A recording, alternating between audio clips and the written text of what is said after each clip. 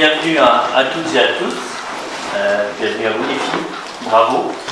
Bravo pour cette superbe performance.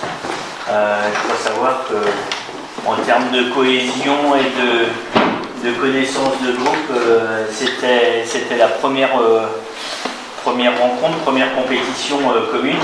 Donc c'est d'autant plus gratifiant et ça marque à tel point votre performance. Tout d'abord, moi je tiens à vous remercier Jean-Claude, le président du PFC, les partenaires également qui suivent l'équipe, je pense notamment à BJ. Donc merci à eux. Et surtout à l'encadrement et aux parents qui ont suivi l'équipe. Quand je parle d'encadrement, j'ai une pensée quand même pour Jean-François Carlac qui a lancé le football féminin, je dirais, avec le concours de Jean-Claude et du PFC. Donc Jean-François qui a lancé le foot féminin il y a bientôt une vingtaine d'années, je pense. C'était d'abord. 19, ouais. Et un grand merci à Eric qui est là, qui est le responsable des sections féminines, Eric Brien qui a pris le relais de Jean-François avec Paul notamment. Et surtout félicitations à vous les coachs parce que on n'a pas senti quand il y a une personne qui quitte un peu ses fonctions pendant presque 20 ans, on n'a pas senti de flottement, bien au contraire, ça s'est fait dans la continuité et je dirais même, sans jeter une pierre dans le jardin de Jean-François, mais avec une envie nouvelle et peut-être une approche différente. Et donc je tiens à souligner quand même votre investissement et votre superbe performance. Alors on a échangé, Paul, et puis j'ai eu le plaisir d'échanger avec ton père le week-end dernier également. Donc bravo parce que Clairefontaine ça évoque plein de choses à tout le monde. D'ailleurs moi je connais très bien le lieu pour y aller régulièrement. C'est vrai que quand on arrive ça peut mettre un peu la pression avec cette fameuse Coupe du Monde devant le château des Bleus. Mais bravo à vous parce que c'est quand même le sport national et international. C'est la moitié des clubs de la partie nord de la France qui étaient présents. Donc c'est quand même le top. Vous arrivez dans le gratin national. Et tout ce qu'on peut vous souhaiter donc pour le 22 juin, c'est vraiment que la deuxième partie de cette compétition se passe de la même manière que la première. Changez rien surtout. Faites-vous plaisir parce que le foot c'est d'abord un sport collectif, mais il faut se faire plaisir pour ne pas trop se prendre au sérieux. C'est ce que disait Gilles Ekem, le sélectionneur des U20 qu'on a reçu l'année dernière pendant le mondial. Et surtout, il disait ne prenez pas la grosse tête, soyez simple, amusez-vous et derrière tout se passera bien.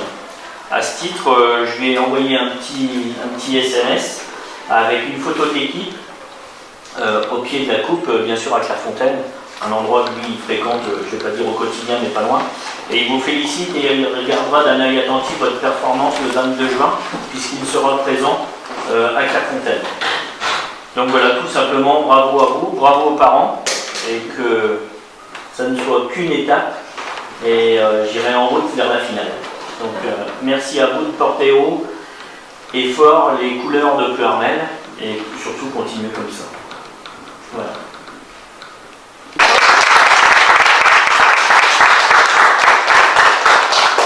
Alors nous, avec Antoine, on avait préparé un petit peu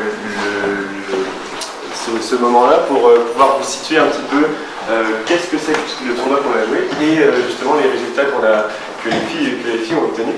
Donc voilà, donc la Danone Nation Cup, il se présente comme le plus grand tournoi mondial pour les enfants de 10-12 ans. Donc la catégorie U12, comme on appelle ça en football, donc c'est des filles qui ont 12 ans et 11 ans, il n'y a que Lison qui a 11 ans, sinon toutes les autres filles ont 12 ans. Donc voilà, donc chaque pays va qualifier une seule équipe. Et donc afin d'arriver à qualifier une seule équipe, il y a en France une phase de qualification nord et une phase de qualification sud. Voilà. Et de ces deux phases de qualification sortent deux équipes. Donc on imagine que dans le sud, il y aura aussi 50-55 équipes de prétendants prétendantes à ces 2 places-là. Donc nous, on a obtenu une des 2 places sur le Nord, ce qui est quand même une très belle performance pour un club comme Pleurmel, étant donné que l'autre équipe qui s'est qualifiée, c'est Paris. Donc voilà. Et donc le Sud va qualifier 2 équipes. Et en plus de ça, il y aura une 5e équipe qui sera le lauréat de l'année dernière, qui est l'Olympique Lyonnais, qui est qualifié d'office pour cette année. Donc voilà, ça fera une finale nationale à 5 équipes qui se jouera à Paris. Le site n'est pas encore certain, sûr, mais bon, généralement ils arrivent à avoir quand même des stades assez conséquents. On a entendu parler du Parc des Princes l'année dernière, c'était le stade Vélodrome. Info confirmée, normalement c'est Parc des Princes ou Charletti. Et le top, ce serait le Stade de France, mais sans garantie, puisque j'ai une personne. Voilà, ce qui est quand même une super expérience. Hein, c'est des stades tout de suite qui parlent. Et dès que tu me dis si je me trompe, toutes ces rencontres ont été jouées sur terrain synthétique. Aujourd'hui, la problématique de Pleurmel, vous la connaissez, il n'y a pas de terrain synthétique, on y arrive, mais c'est pour montrer encore la performance qui a été réalisée, parce que le terrain synthétique, on n'arrive pas comme ça du jour au lendemain en maîtrisant toutes les problématiques d'un synthé. Ouais, voilà, et donc pour se qualifier à ce tournoi-là, les filles, elles ont eu différents matchs à effectuer. Ça se passait sous forme qu'au début, il y avait 4 matchs de classement. Donc sur les 54 équipes, il fallait être dans les 16 premiers pour avoir le droit d'accéder après à la phase finale. Et donc les filles, elles ont en termes de résultats. Ouais. Pour les phases de classement, du coup, on a joué une très bonne équipe d'Alsace où elles ont fait 2-2 de partout, mais elles n'ont pas lâché, elles sont revenues au score 2 fois. Donc je pense que c'est la plus forte équipe qu'on avait vraiment là-dessus. Et après, on a joué Bagneux, Sanois Saint-Gratien et Villeparisis. On a mis 3-0 aux 3 équipes. Voilà, donc 3-0 en 10 minutes. Donc 3-0 en 10 minutes, ce qui est quand même très fort. Et donc voilà, sachant qu'en plus, il y avait un bonus offensif pour les équipes qui marquent 3 buts dans un seul match. Donc on prend les 3 bonus offensifs, et donc ça nous propulse dans le classement, ça nous met à la 4e place sur les 54 équipes. Et donc on tombe du côté du classement, parce que du coup, il y allait avoir deux phases éliminatoires qui allaient sortir les 2 gagnants des 2 demi-finales. Et donc on tombe avec le premier qui avait fini première, qui était le Dijon. Dijon qui avait gagné tous ses matchs avec 3 buts d'écart. Donc on avait encore tout à prouver, vu qu'on finissait 4e, donc on était tête de série. Et ensuite voilà, je te laisse. Du coup, il y avait un premier match de play-off. On a joué Saint-Brice, c'est une équipe de Paris, où là on domine le match sans pouvoir voir le score. C'est là qu'il y a les tirs au but. C'est pas comme les tirs au but que vous connaissez, c'est les anciens tirs au but dynamiques. Donc elles partent de 25 mètres, elles ont 6 secondes pour essayer de marquer. Donc voilà. Là, Naël, elle sort son grand jeu. Elle ne prend aucun tir au but. Et on arrive à gagner ce match qu'on méritait. Ensuite, quart de finale, on joue contre Mulhouse. On gagne 3-0. Très gros match. Ouais, Mulhouse qui venait de sortir les Girondins de Bordeaux. On n'a pas joué forcément des très gros noms, mais on a sorti les équipes et ils ont sorti les gros.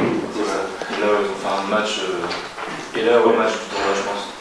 Ouais, 3-0 en demi. Donc encore en quart de finale, ce qui est quand même encore à montrer qu'elles étaient encore en forme, alors que c'était le veto, comme il disait là. On s'est levé à 4h du matin, les petites, pour aller à Clairefontaine. Donc elles avaient encore du jus, et donc on arrive à la demi-finale qui est en quelque sorte une finale, puisque c'est la place qualificative. Et là, on rencontre le gagnant de Dijon contre Brest, le Stade brestois. Et le Stade brestois gagne contre Dijon au tir au but. Et donc nous, on se retrouve à jouer Brest.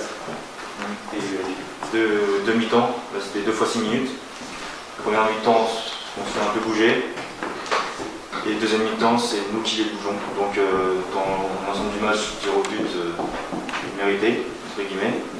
Et tir au but, encore Naël, il sort des arrêts et on gagne au tir au but. Et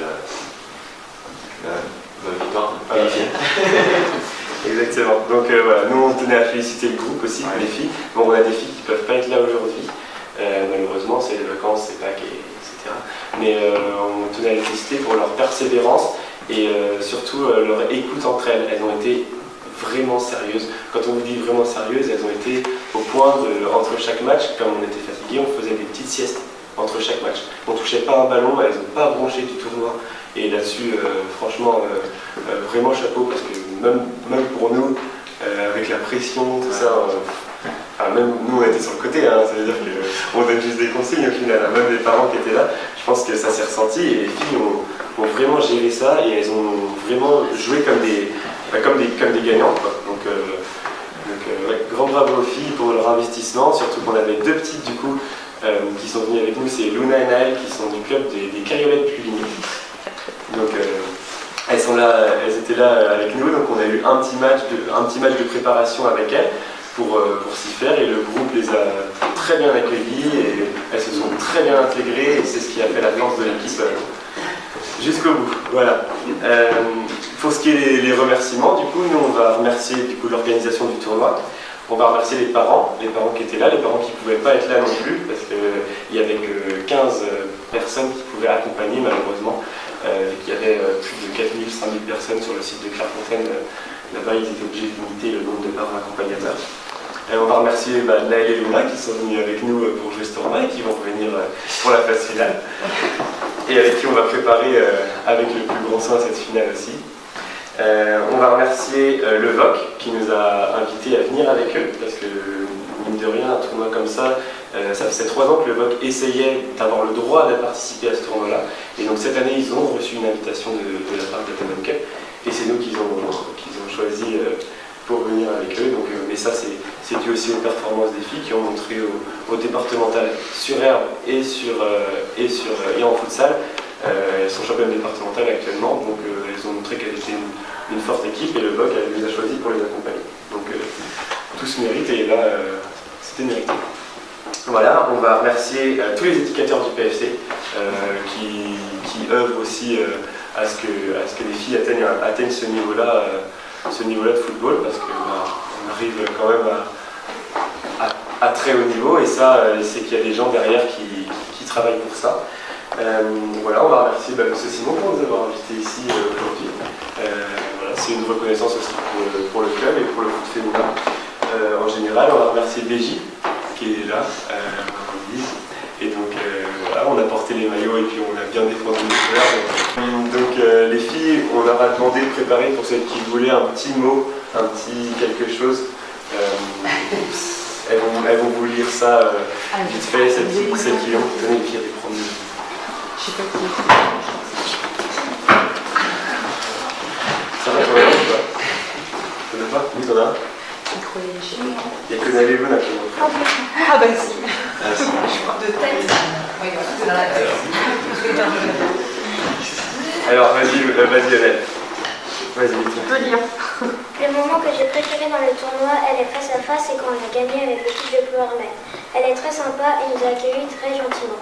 J'étais très heureuse quand on a gagné. Merci à Paul, Antoine, Erwan, Lou, Lison, Anna, Sarah, Lison, Ekeren et Luna. Très beau tournoi avec vous.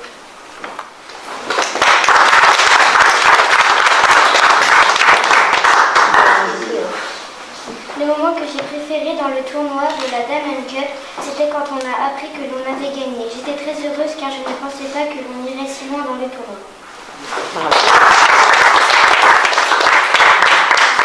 Voilà, et moi j'ai un dernier petit message de notre capitaine d'équipe qui s'appelle Lou et qui n'est pas là aujourd'hui, qui ne pouvait pas être là, mais elle a quand même tenu à me transférer un petit message pour les filles. Voilà, elle dit on s'est dit lors des entraînements précédents qu'on n'irait certainement qu'une seule fois de notre vie à Clairefontaine et c'est pour cette raison qu'on n'en prendrait pas ce tournoi à la légère.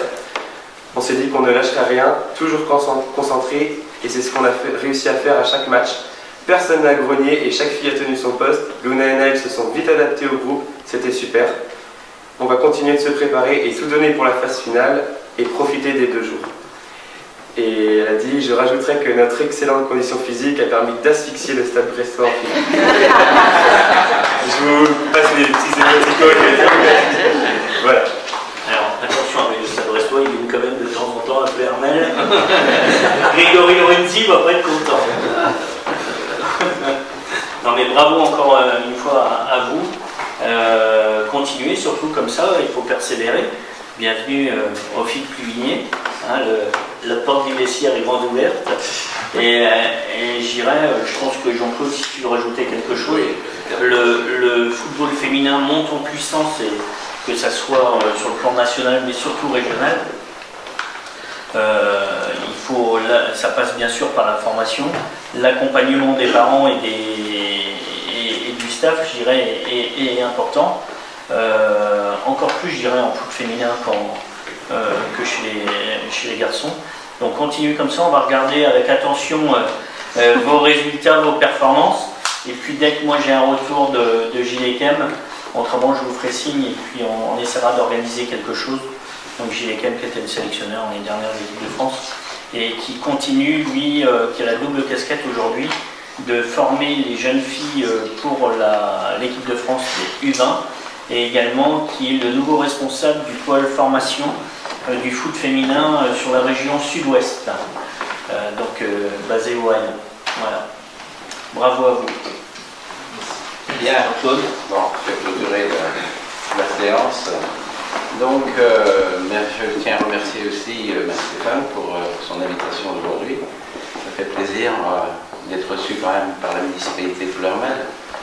Je remercierai aussi Paul, bien sûr, ainsi qu'Antoine, tous les deux, Eric aussi pour le travail qui a été fait. Je remercie également vous, mademoiselle Graine de championne que vous êtes.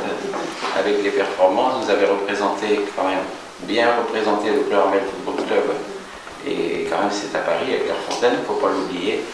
Donc bravo encore pour toutes ces performances. Je remercie également Sandrine de chez BJ d'être venue aujourd'hui.